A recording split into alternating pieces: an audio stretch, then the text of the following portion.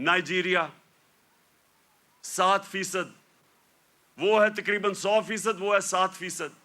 Nigeria سب سے زیادہ افریقہ میں تیل نائجیریا میں ہے، اسے تو بڑا امیر ہونا چاہیے وسائل کے حیثیت سے۔ سوئٹزرلینڈ میں تو سوائے گائے اور پہاڑوں کے ہے ہی کچھ نہیں، وہ سب سے خوشحال ہے۔ اور نائجیریا میں سب سے زیادہ غربت ہے، کیونکہ قانون ہی نہیں ہے، انصاف ہی نہیں ہے۔ وہاں بھی اوپر تکڑے لوگ بیٹھے ہوئے ہیں جو کہتے ہیں ہم قانون کے اوپر ہیں، قانون صرف کمیوں کے لیے ہے۔ ادھر بھی کوئی وہ ملک جدھر افریقہ میں سب سے زیادہ تیل ہے وہ غربت ہے، کیونکہ صرف 7% رول آف لا انڈیکس ہے۔ اور آپ کو افسوس ہوگا کہ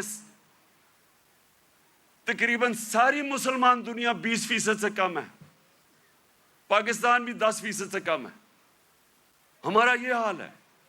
تو کیسے خوشحالی آئے گی؟ کیونکہ ہم نے جو میرے نبی صلی اللہ علیہ وسلم نے مدینہ کی ریاست میں جو پرنسپل سیٹ کیے تھے، نمبر 1 تھا انصاف۔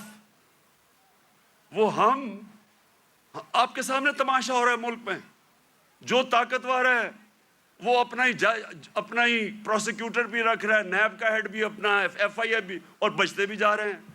اور جیلوں کے اندر پھنسے ہوئے بیچارے غریب لوگ، آپ جیلوں والے جو غریب لوگ ہیں انہیں بھی کہیں جی اپنا پروسیکیوٹر لا لیں، وہ سارے بچ جائیں گے۔ اور پھر یہ بار بار میں اپنی قوم کو وہ حدیث سناتا ہوں کہ میرے نبی نے کہا، نبی صلی اللہ علیہ وسلم نے کہا کہ تمہارے سے پہلے بڑی قومیں تباہ ہوئیں جدھر چھوٹے چوروں کو جیلوں میں ڈالتے تھے اور بڑے ڈاکوؤں کو آپ پکڑتے نہیں تھے۔ یہ تباہی کا انہوں نے بتایا۔ اور آج آپ دنیا میں دیکھ لیں، جو ملک بڑے ڈاکوؤں کو نہیں پکڑ سکتا وہ غریب ہیں سارے، وسائل کے باوجود۔ سو نمبر 1 پرنسپل انہوں نے سیٹ کیا رول آف لا۔ نمبر 2، اور رول آف لا کے ساتھ میرٹ، کیونکہ جدھر انصاف ہوتا ہے ادھر ہی میرٹ ہوتی ہے۔ آج آپ مغربی یہ ملک پہ چلے جائیں، سارے جتنے امیر ملک ہیں سب 90% سے زیادہ رول آف لا ہے، اور رول آف لا کے ساتھ میرٹ آ جاتی ہے۔ اور دوسری چیز، میرے نبی صلی اللہ علیہ وسلم نے امر بالمعروف والنہی عن المنکر، وہ جو اللہ کا حکم ہے کہ ساری عوام کو اللہ کا فرمان ہے کہ تم نے اچھائی کے ساتھ کھڑا ہونا اور برائی کے خلاف کھڑا ہونا ہے، یہ ہے بیسز ایک مہذب معاشرے کی۔ میں اب آپ کو بتاؤں، میں نے جو انگلینڈ میں دیکھا، کیونکہ میں نے پھر سے آپ کو کہوں اندر سے میں نے وہ معاشرہ دیکھا، ایک دفعہ کسی آدمی کے اوپر یہ الزام لگ جائے کہ اس نے چوری کی ہے، کرپشن کی ہے، وہ جو مرضی ہو، سارا جو اس کے دوست بھی ملنا چھوڑ دیتے ہیں، ان کے ملنے والے بھی ان کو ملتے نہیں ہیں، وہ جاتے ریسٹورنٹس میں جاتے ڈرتے ہیں۔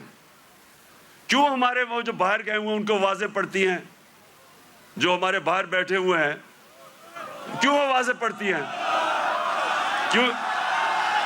کیونکہ سنیں کیوں پڑتی ہے؟ کیونکہ وہ اس معاشرے میں ہوتا ہی ایسے ہے۔ اگر کسی کے اوپر یہ لگ جائے کہ اس نے پبلک کا پیسہ چوری کیا ہے، کرپشن کا مطلب ہوتا ہے پبلک کا پیسہ چوری کرنا، وہ کہیں نکل ہی نہیں سکتا، کیونکہ وہ قوم امر بالمعروف پہ چلتی ہے۔ میں آپ کو مثال دیتا ہوں، امریکہ کے اندر ایک تھا برنی میڈوف، اربوں ڈالر پتی تھا، ساری سوسائٹی میں سارے بڑے بڑے فلم سٹارز سوسائٹی کے سارے اس کے سے ملتے تھے، تصویریں کھچاتے تھے، امیر ترین امریکہ کا آدمی تھا۔ اس کے اوپر فلم بھی بنی ہوئی ہے نیٹ فلکس پہ۔ وہ برنی میڈوف کئی سالوں کے بعد پتا چلا جناب اس نے فراڈ سے پیسہ بنایا تھا، پتا چلا کہ اس نے فراڈ سے پیسہ بنایا تھا۔ لوگوں کو تو چھوڑے نا کہ لوگ اس سے سارے دنیا بھاگ گئی اور وہ جیل میں چلا گیا، اس کی بیوی نے اس کو طلاق دے دی، اس کے ایک بیٹے نے خودکشی کر لی کہ میں دنیا کے سامنے نہیں جا سکتا، اس کا دوسرا بیٹا گھر کے اندر بند ہو گیا، 2 سال میں بیمار ہو کے مر گیا، کیونکہ ہم پبلک کے سامنے کیسے جائیں گے؟ سنگاپور کے اندر ہمارے ساتھ تقریباً ہماری تھوڑی دیر کے بعد آزاد ہوا تھا، سنگاپور کے پاس ایک ایسا پرائم منسٹر آ گیا، لی کوان یو، اس نے آتے ساتھ ہی قانون کی بالادستی قائم کی۔ سنگاپور اور پاکستان کا ایک ہی جتنا تھا ہمارا جو اوسط آمدنی پر کیپٹا انکم ہماری اور سنگاپور کی ملتی تھی، ایک ہی جتنی تھی۔ آج 60 کی دہائی میں